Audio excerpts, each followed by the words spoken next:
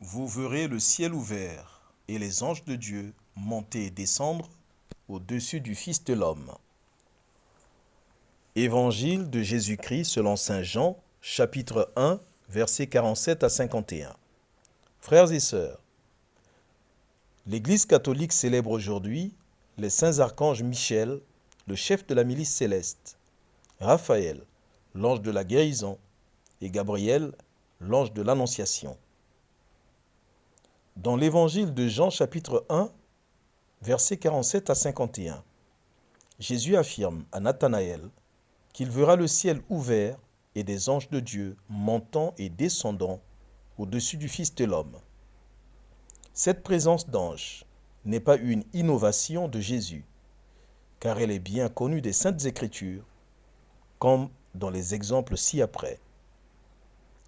Le songe de Jacob, Genèse, chapitre 28, versets 10 à 22.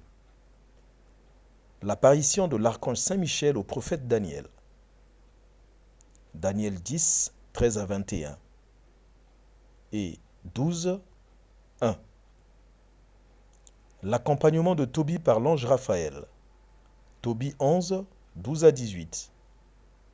L'adoration et la louange des séraphins, Isaïe 6, 2. Le Gloria chanté par les anges à la naissance du Christ, Luc chapitre 2, versets 13 à 14.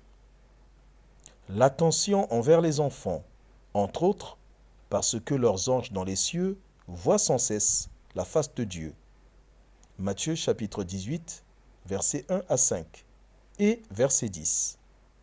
Le combat victorieux de Michel contre le dragon, contre Satan, dans les visions grandioses de Saint Jean dans l'Apocalypse, Apocalypse 12, verset 7 et suivant.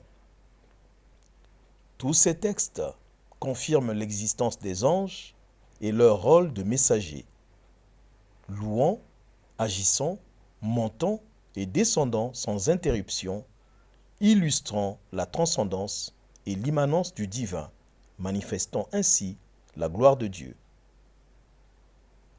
Quelle action aujourd'hui? Comme les archanges Michel, Raphaël et Gabriel, comme tous les anges d'ailleurs, manifester la gloire de Dieu dans mon entourage. Notre prière aujourd'hui. Archange Saint-Michel, chef de la milice céleste, défendez-nous dans le combat. Quelles conséquences? Je suis chrétien.